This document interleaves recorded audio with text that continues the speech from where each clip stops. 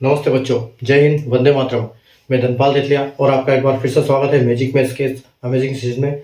और जैसा कि आपने थंबनेल में देखा, आज हमारी रेशियो एंड प्रोपोर्शन की 24th क्लास है। इससे पहले 23 क्लास तक ऑलरेडी हम कर चुके हैं। अगर आपने 23rd क्लास तक के क्वेश्चन नहीं किए हैं, वो नहीं देखी है क्लास, तो आप डिस्क्रिप्शन में जाइए, वहाँ पर 1 से लेकर 23 तक की क्लास अवेलेबल है डिस्क्रिप्शन में। या फिर आप जैसे चैनल को सब्सक्राइब करते तो आप प्ले लिस्ट में जाएंगे तो इस टॉपिक के अलावा जितने भी टॉपिक है उन सारे टॉपिक्स अवेलेबल है प्लेलिस्ट में फोल्डर वाइज। तो जैसे आज आपको रेशियो एंड प्रोपोर्शन में जाना है, तो रेशियो एंड प्रोपोर्शन का फोल्डर आप जैसे ओपन करोगे प्लेलिस्ट में, तो सारी क्लासेस वहां पर आपको दिख जाएगी। और अगर इससे पहले की क्लास आपको देखनी है तो इस वीडियो के डिस्क्रिप्शन में जाएंगे तो सारी इससे पहले वाली क्लास यानी कि 1 से लेकर 23 तक की क्लास सारी आपको अवेलेबल वहां से मिल जाएगी, पढ़ सकते हो। ठीक है, तो मेरी रिक्वेस्ट यही है कि पहले आप पहले वाली क्लास पढ़ो ताकि आपको हर कॉन्सेप्ट अच्छे से समझ में आए, हर क्वेश्चन समझ में आए। ठीक है, अगर आपने तो आज हम 24th क्लास करने जा रहे हैं। और अगर हम क्वेश्चन की बात करें तो 1 से लेके 121 क्वेश्चन तक मैं ऑलरेडी 23 क्लास में करवा चुका हूं। और आज 122 क्वेश्चन से स्टार्ट करेंगे हम और उससे आगे चलेंगे। एडवांस क्वेश्चन है, हाई लेवल क्वेश्चन चल पड़े हैं, अभी हाई क्वेश्चन चल रहे हैं अपने, हाई लेवल क्वेश्चन। तो जो मेंस लेवल के क्वेश्चन होते हैं, जैसे टियर 2 एग्जाम में आते हैं, उस टाइप के क्वेश्चन जो है अभी चल रहे हैं। तो पहले आपको वो देखना बहुत जरूरी है। तो चैनल पे बने रहिए, channel class wise, topic wise subject तो देखते रहिए। जो एक करेक्ट सीक्वेंस होता है, जो एक फॉलो करना चाहिए। अगर किसी भी सब्जेक्ट को अच्छी तरह से पढ़ना है, एक सीक्वेंस में पढ़ना है, तो एक सीक्वेंस में मैं डालता जा रहा हूँ, आप वहां से पढ़ सकते हो। और अगर आपने चैनल को अभी तक सब्सक्राइब नहीं किया तो चैनल को सब्सक्राइब कर लीजिए, चैनल को लाइक कर दीजिए, शेयर कर दीजिए। और एक दूसरा चीज स्टार्ट किया है 4D सीरीज, जो दोपहर को 12 बजे एक इंपॉर्टेंट वीडियो की सीरीज में आपके लिए लेके आता हूँ। और उसमें एक इंपॉर्टेंट क्वेश्चन जो कि PYQ है, समझ सकते हैं उसको, प्रीवियस ईयर क्वेश्चंस। तो उन क्वेश्चंस को मैं डेली आपके लिए इंस्टेंट सॉल्यूशन लेके आता हूँ। और एक 5 मिनट का सेशन होता है जो आपको इंस्टेंट करके दिखाता हूँ। तो इंपॉर्टेंट क्वेश्चन होते हैं, वो आप देखना बिल्कुल ना भूलिएगा। उसको फॉलो करिए, डेली के क्वेश्चन निपटाते जाइए, ताकि आप इंपॉर्टेंट क्वेश्चन को, जब हर इंपॉर्टेंट क्वेश्चन का ट्रिक समझ लोगे तो आपको अच्छे से समझ में आ जाएगा, अच्छे से एग्जाम में आप कर पाओगे, परफॉर्म कर पाओगे। ठीक है, तो आइए अब हम बिना देर किए स्टार्ट करते हैं आज का क्वेश्चन। देखो आज का क्वेश्चन क्या है। क्वेश्चन नंबर 122 बोल रहा है कि ए और बी के वेतन के योग और उनके वेतन के अंतर का अनुपात 12:2 है। और बी और सी के वेतन के योग और उनके वेतन के अंतर का अनुपात भी 12:2 है। अगर ए का वेतन सबसे ज्यादा है, सी का वेतन सबसे कम है, और ए बी सी के वेतन का योग 32,700 रुपए है, तो बी का वेतन रुपए में ज्ञात करें। ठीक है, क्या बोल रहा है, the ratio of the sum of salaries of A and B and the difference of the salaries is 12:2, and ratio of the sum of the salary of B and C to the difference of their salary is also 12:2. If A salary is highest and C salary is lowest, and sum of salaries of A, B, C is equal to 32,700, then find B salary. ठीक है, यहां पर सबसे बड़ी बात क्या है, कभी भी आप जब एग्जाम में बैठते हो तो एग्जाम में सबसे पहले क्वेश्चन को पढ़ने में हड़बड़ी बिल्कुल नहीं करना है। क्वेश्चन को ठीक से पढ़ो। क्वेश्चन को जब ठीक से पढ़ोगे तो आपको आंसर ऑटोमेटिक आधा समझ में, दिमाग में आ जाएगा कि कैसे इसको करना है। देखो ये क्वेश्चन, मतलब अगर हम एक बार में फटाक से पढ़ेंगे तो हमको ये क्वेश्चन ही समझ में नहीं आएगा, लेकिन जब हम इसको आराम से पढ़ेंगे तो क्वेश्चन हमको समझ में आ जाएगा। ठीक है, तो यहाँ देखो क्या बोल रहा है कि ए और बी के वेतन के योग और उनके वेतन के अंतर का अनुपात, मतलब यहाँ ये कहना ये चाह रहा है कि A प्लस बी और A माइनस बी। ठीक है, A प्लस बी की सैलरी का अनुपात और A माइनस बी यानी कि अंतर का अनुपात, योग का अनुपात और अंतर का अनुपात। तो इसका अनुपात क्या है A और B का, ये है 12:2। ठीक है, यानी कि A और B के योग का अनुपात और A माइनस बी यानी अंतर का अनुपात 12:2 है। दूसरी बात क्या बोल रहा है, और बी और सी के वेतन का योग का और उनके वेतन के अंतर का अनुपात भी ये है, मतलब बी प्लस सी और बी माइनस सी। इनका दोनों का भी ये है। ठीक है, यहां तक आ गया क्वेश्चन समझ में। और तीसरी बात क्या बोल रहा है कि अगर ए का वेतन सबसे ज्यादा है, यानी कि ए का वेतन समझ लो सबसे ऊपर है, ठीक है, ए का वेतन सबसे ज्यादा है और सी का वेतन सबसे कम है, तो आपसे बी का वेतन पूछा है कि बी का वेतन क्या है, और ये आपको बताना है रुपयों में। ठीक है, इन रुपीस। आ गया क्वेश्चन समझ में। ए प्लस बी के योग का और ए माइनस बी यानी कि अंतर का अनुपात 12:2 है, और बी और सी का भी सेम है। तो ए का सबसे ज्यादा है और बी का सबसे कम है, तो सी का सबसे कम है, तो बी का आपको रुपए में ज्ञात करना है कि क्या है। और एक चीज और दी हुई है कि इनके तीनों का योग क्या है, ए बी सी के जो सैलरी है, ए प्लस बी प्लस सी की सैलरी क्या है, तो यहां पर दिया हुआ है 32,700। ठीक है, 32,700 रुपए दिया हुआ है।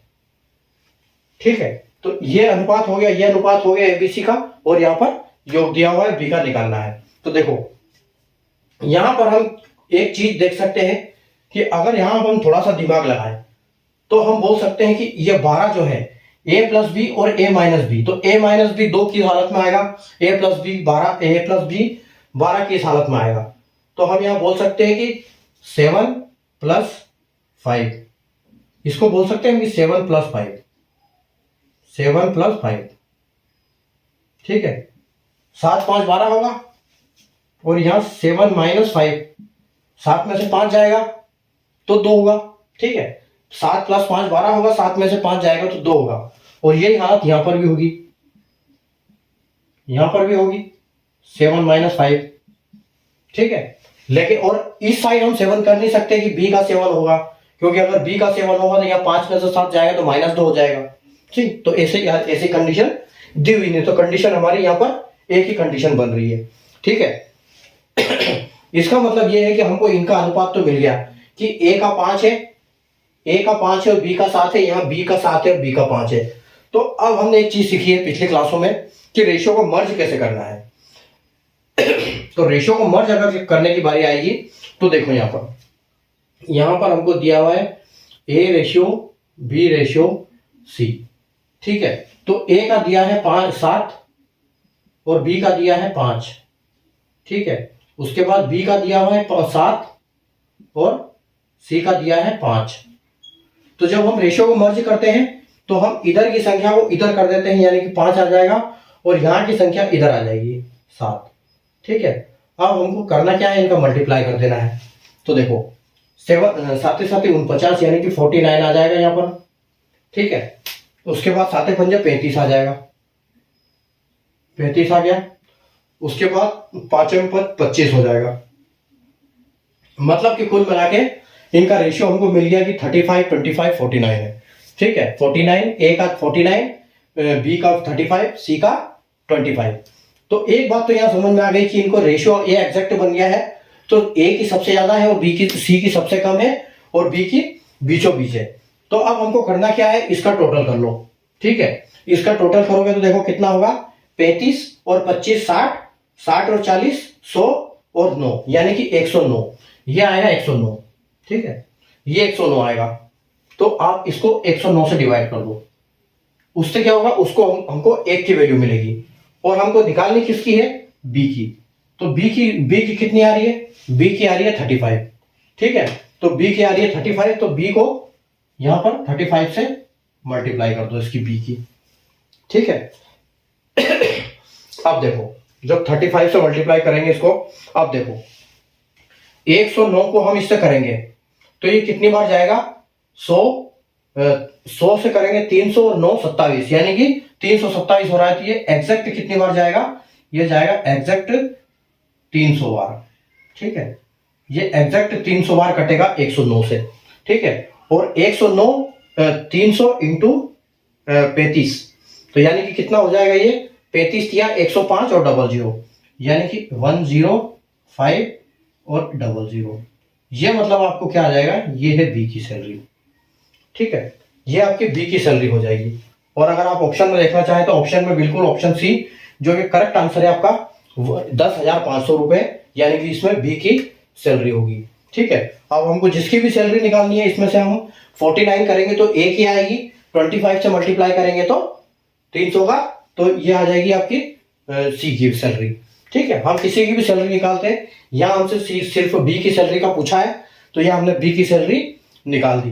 ठीक है, तो ए प्लस बी और यानी कि ए प्लस बी एंड बी, ए और बी की सैलरी का योग और यहाँ अंतर दोनों का ये दिया हुआ था रेशियो, वैसे ही सेम बी और सी का दिया हुआ है, और बताया गया था कि ए सबसे ज्यादा है, बी सी सबसे कम है, और बी की हमको निकालना है। तो यहाँ से रेशियो निकाल के रेशियो को हमने मर्ज किया, मर्ज करके टोटल किया, और टोटल करके हमने इसको यहाँ पर इसको डिवाइड कर दिया 32,700 से, तो हमारा एग्जैक्ट आंसर आ गया उससे। ठीक है, तो ये अगर आपको कॉन्सेप्ट समझ में आया, आप सेशन को लाइक कर दीजिए, शेयर कर दीजिए और चैनल को सब्सक्राइब करते रहिए। और हम चलते हैं क्वेश्चन नंबर 122 हो गया है 123 की तरफ। ठीक है, तो क्वेश्चन नंबर बढ़ेंगे, क्वेश्चन नंबर 123 की तरफ।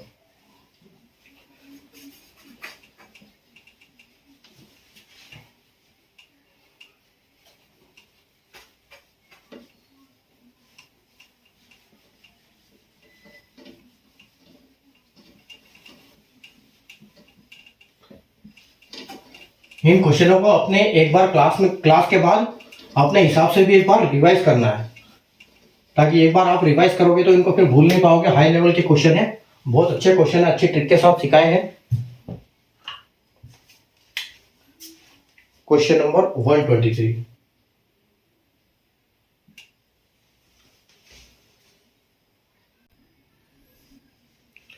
देखो क्वेश्चन नंबर 123 क्या है। क्वेश्चन नंबर 123 कि 3 डिब्बे जिनकी क्षमता 36 किलोग्राम, 48 किलोग्राम तथा 60 किलोग्राम की 3 तरह की शक्कर क्रमशः ए बी सी से पूरा भरा गया है। तीनों डिब्बों को खाली करके अच्छे से मिलाने के बाद मिश्रण को फिर से तीनों डिब्बों में भर दिया जाता है।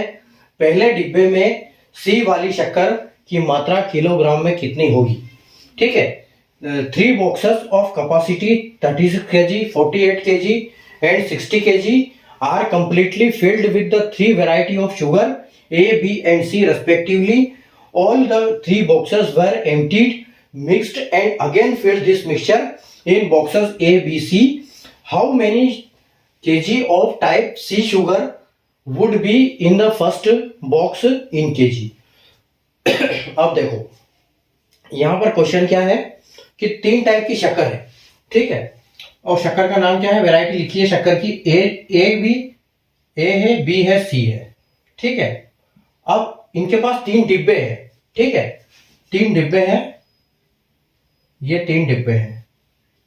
ठीक है, छोटा छोटा साइज के हिसाब से करते हैं इनको। ये 36 केजी डब्बा है, ये 48 केजी डब्बा है, और ये 60 केजी का डब्बा है।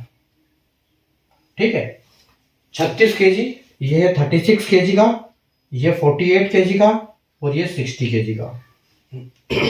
ठीक है, ये तीनों डब्बे हैं, इनको क्या करते हैं, इनको पूरा खाली करके इनको मिक्स कर देते हैं। ठीक है, मिक्स कर देते हैं किसको, पूरे ए बी सी शक्कर को। उसके बाद इनके पास वापस जो 3 डब्बे होते हैं, इस मिक्सचर को वापस 3 डब्बे में भर देते हैं। ठीक है, अब ये इनके पास वापस 3 डब्बे हैं।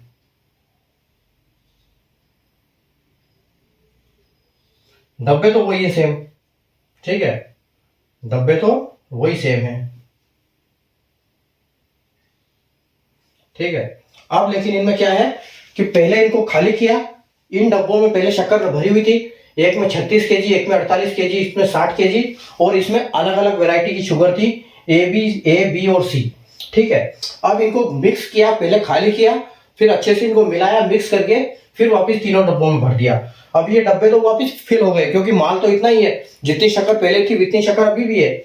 लेकिन अब इनमें क्या हुआ कि इसमें ए बी सी भी आ गई, इसमें भी ए बी सी तीनों टाइप की है, और इसमें भी ए बी सी तीनों टाइप की शुगर है। ठीक है, तो ये तो काम हो गया। अब इन्होंने पूछा क्या है कि पहले डिब्बे में, मतलब पहले डिब्बे में, इस डिब्बे में सी वाली शक्कर की मात्रा कितनी होगी, मतलब इसमें सी कितनी होगी। इस डब्बे में सी वाली शुगर कितनी होगी। अब देखो, अब इसको निकालने का तरीका। सी वाली शक्कर है कितनी, सी वाली शक्कर है कितनी 60, टोटल है 60 केजी। ठीक है, टोटल 60 केजी शुगर है और 60 वाली शुगर टोटल कितनी है, क्योंकि इतनी वैरायटी में पहले इतने इसमें बटे हुए हैं, क्योंकि उसी मिक्स हुआ है तो कितने किलो का मिक्सचर था वो, तो 60, 48 और 36, तो कितना होता है 60 और 36 96, 96 में 4 आ गया तो 100 हो गया और 144, यानी कि 144 भाग में ये बटा हुआ है इनका टोटल। यहां पर हमेशा क्या आएगा, टोटल आएगा, यहां पर हमेशा टोटल आएगा, यहां पर पूछा गया वो आएगा। ठीक है, किस टाइप का, और अब किस डिब्बे में है, तो किस डिब्बे में, तो उस डिब्बे की कैपेसिटी कितनी है। ठीक है, यहां पर मल्टीप्लाई किससे करेंगे, उस डिब्बे की कैपेसिटी कितनी है, यानी कि उस डिब्बे की कैपेसिटी, ए वाले डिब्बे की कैपेसिटी कितनी है, ए वाले डब्बे की कैपेसिटी है, ए का पूछा है ना, हाउ मेनी, पहले डिब्बे में, हाँ फर्स्ट वाला लिखा हुआ है, पहले वाला मतलब ए वाला डिब्बा, तो ए की कैपेसिटी जो है वो 36 की है। अब बस इसको सोल्व कर लो, आपका आंसर आ जाएगा। तो ये कितनी बार जाएगा, 60 से, ये 12 पंजे 60 होता है, यानी कि 5 बार जाएगा, और ये कितनी बार जाएगा 12 से, ये 12 से जाएगा 12 बार। ठीक है, ये 12 से जाएगा 12 बार, और ये 12 से जाएगा कितनी बार, 3 बार, 12 3 36, अब यहां पर 3 पंजे 15। ठीक है, यानी कि जो ए वाले डिब्बे में सी टाइप की शक्कर कितनी होगी, तो वो होगी 15 केजी शक्कर। ठीक है, 60 यानी कि टाइप सबसे पहले रखेंगे, नीचे टोटल आएगा, मल्टीप्लाई किसमें होगा, डब्बे का, जिसमें जितना माल आएगा, तो उस हिसाब से हमारा ऑप्शन डी जो है बिल्कुल करेक्ट आंसर है, 15 केजी शक्कर आएगी उसमें। ठीक है, 3 डब्बे थे अलग अलग, 36, 48 और 60 की कैपेसिटी के, उन डब्बों को शक्कर से पूरा भरा गया, और वापिस इनको खाली करके शक्कर को, तीनों टाइप की शक्कर को मिक्स कर दिया गया, और फिर मिक्सर को वापिस डिब्बे में भर दिया गया। तो पहले वाले डिब्बे में सी टाइप की शक्कर कितनी आएगी, तो ये हमको निकालने के लिए हम लिखेंगे, पहले 60 लिखेंगे जिसके बारे में पूछा गया है, नीचे टोटल आएगा, उसके बाद कौन से डब्बे में उसकी कैपेसिटी कितनी है, तो उस हिसाब से इसका नंबर आएगा 15 केजी। ठीक है, तो उम्मीद है आपको कॉन्सेप्ट समझ में आ गया होगा, बिल्कुल लॉजिक के साथ बताता हूं मैं, ऐसे डायग्राम के साथ। ठीक है, तो ताकि आप अच्छे से उसको क्वेश्चन को समझ पाए, क्योंकि सिर्फ इस काटा पीटी करने से इतना कुछ समझ में नहीं आएगा, लेकिन जब इस लॉजिक से समझाते हैं कि क्या पूछना चाह रहा है, क्या हो रहा है यहाँ पर, तब ये क्वेश्चन ऐसे दिमाग में घुसता है जो कभी आप भूल नहीं सकोगे उसको। तो इसलिए चैनल को फॉलो करते रहिए, सब्सक्राइब करके हर वीडियो को ध्यान से देखो, ताकि एग्जाम में आपको इसका बहुत फायदा मिलने वाला है। चलो बढ़ते हैं अगले क्वेश्चन की तरफ, क्वेश्चन नंबर 124।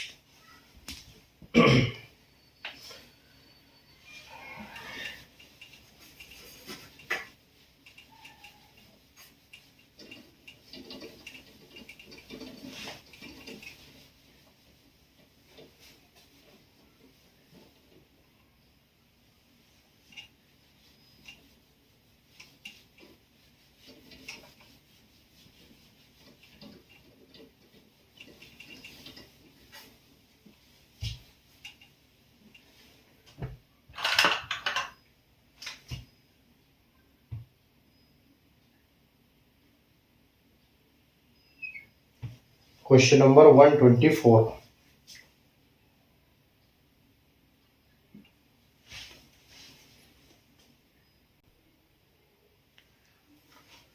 आइए देखते हैं क्वेश्चन नंबर 124। क्वेश्चन नंबर 124 क्या बोल रहा है, किसी भंडार घर में रखे गुलाबी, नीले और काले रंग की स्याही के डिब्बों की संख्या का अनुपात 4, 5, 6 है। यदि गुलाबी, नीले और काले रंग की स्याही क्रमशः 25%, 40% या 33.33% डिब्बों की बिक्री की जाती है, तो बचे हुए भंडार में स्याही के डिब्बों की संख्या का अनुपात क्या है। ठीक है, the ratio of numbers of cans of pink, blue and black colour ink kept in a store is 4:5:6. If the store sells 25%, 40% and 33.33%, cans of pink, blue and black color ink respectively. What is the ratio of numbers of cans of this ink in the remaining stock? ठीक है, 3 तरह के ink है, गुलाबी, नीली और काले, और ये इनका जो अनुपात है किसी स्टोर में रखे हुए हैं, इनका 4, 5, 6 के अनुपात में रखे हुए हैं, यानी कि 4 गुलाबी है, 5 ब्लू है और 6 काली है।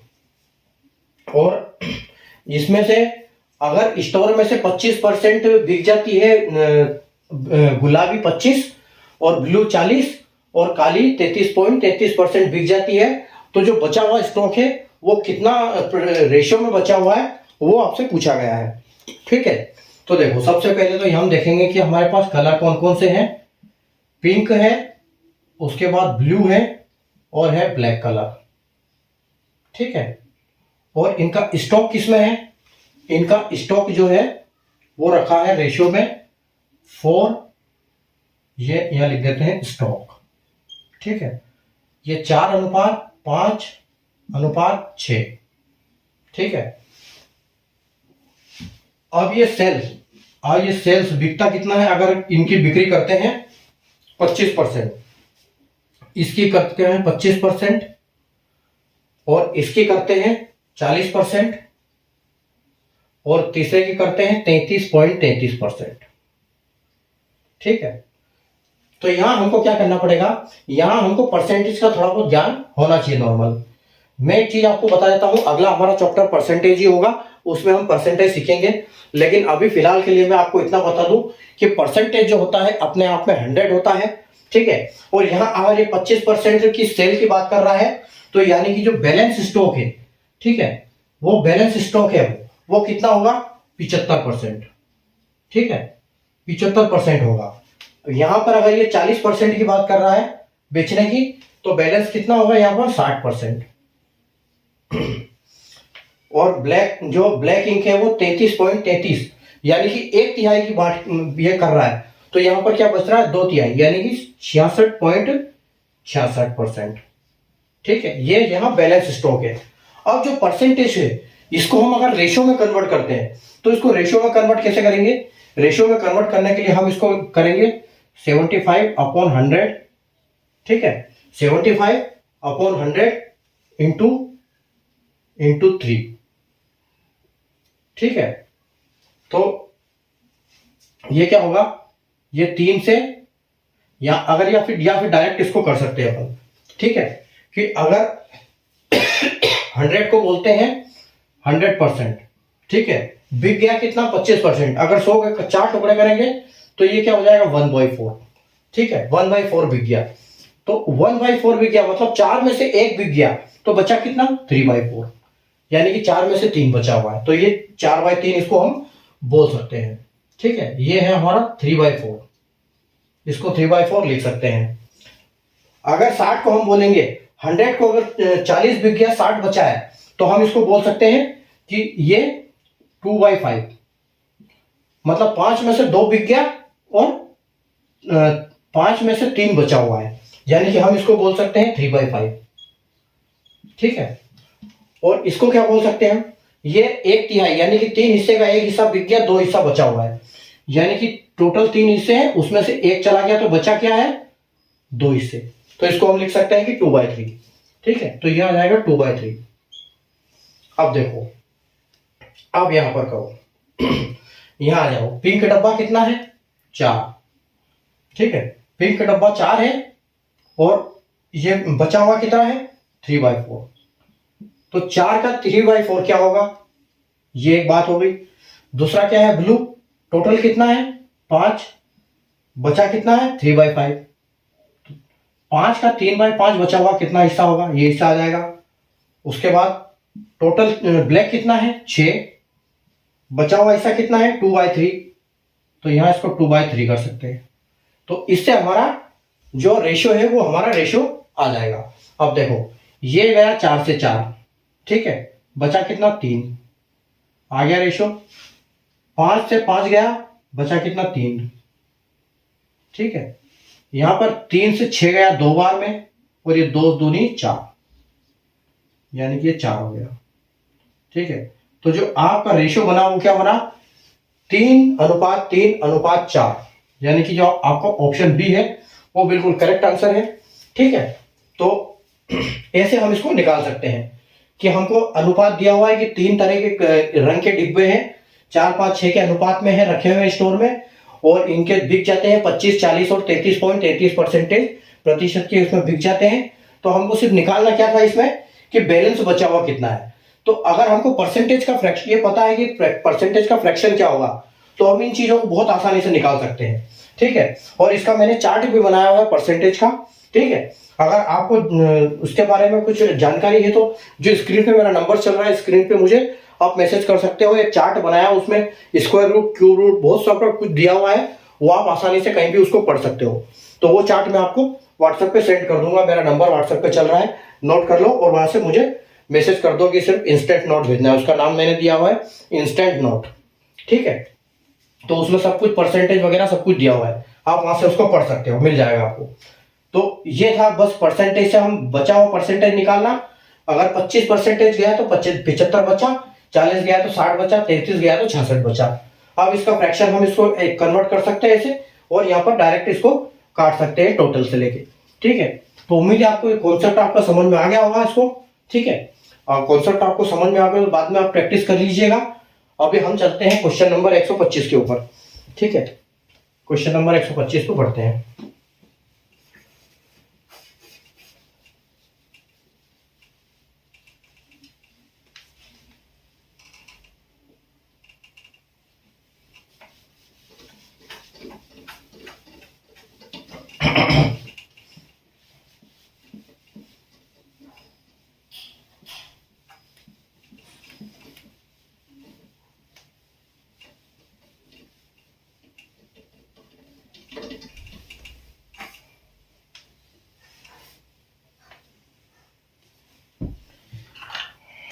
Question number 125।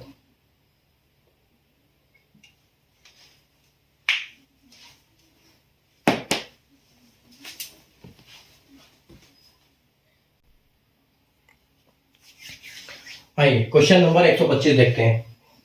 क्वेश्चन नंबर 125 क्या बोल रहा है कि दो कक्षाओं ए और बी के छात्रों को मिलाया गया जिनके औसत अंक 30 और 50 थे, और मिलाने के बाद औसत 35 प्राप्त हुआ।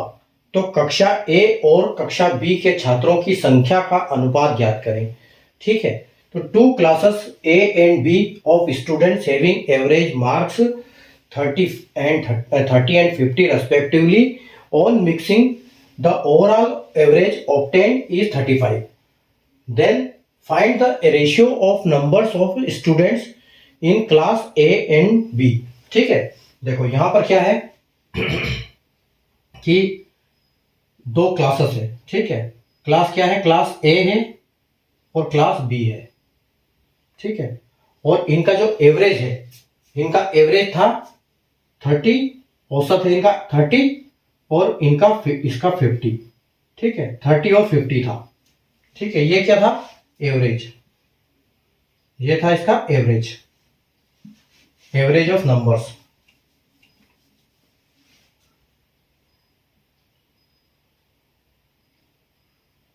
Average numbers.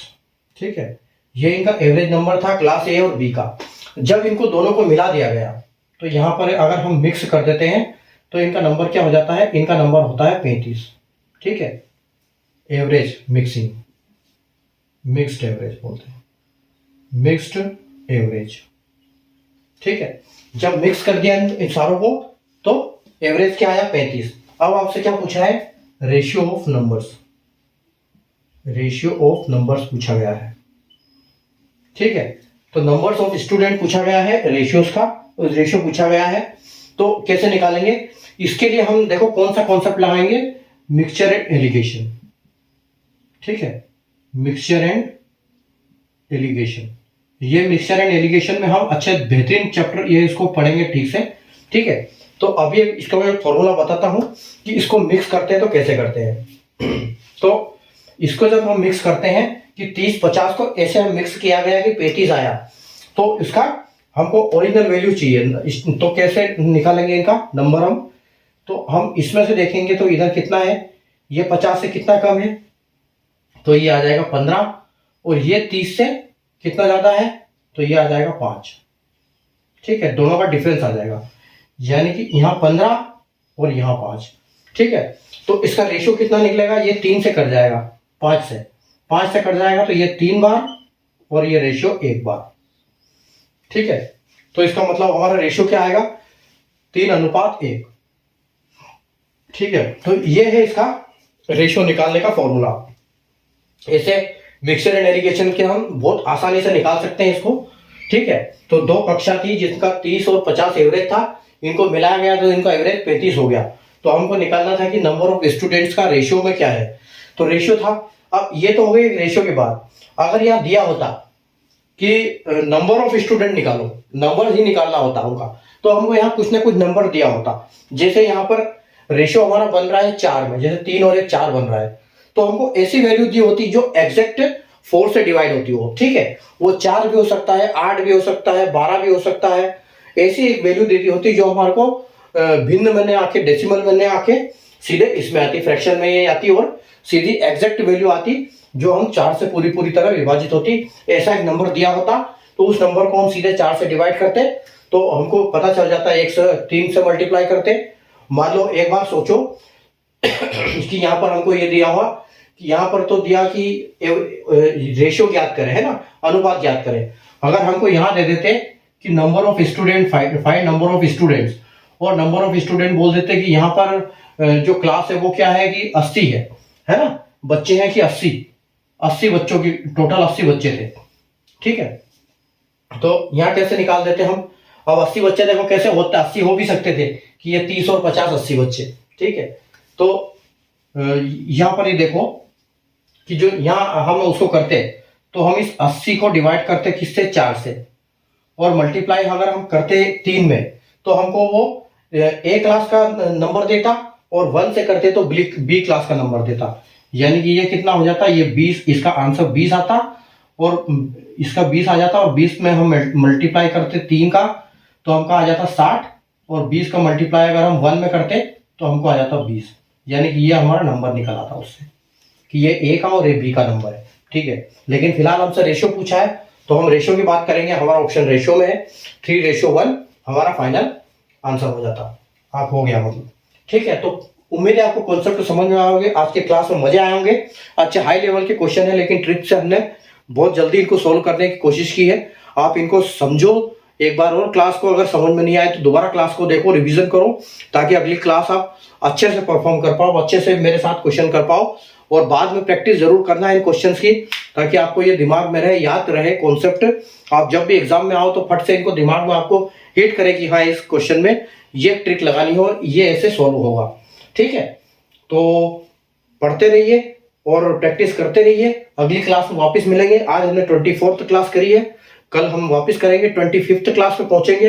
टोटल हमारी 30 क्लास होने वाली है इसके ऊपर। ठीक है, तो यानी कि 6 क्लास हमारी और बची है, उसमें 6 में हमारा रेशियो प्रोपोर्शन खत्म हो जाएगा, और लगभग 150 क्वेश्चन के आसपास हो जाएंगे 5 क्लास में, और हम अभी क्वेश्चन और करेंगे 6 क्लास में।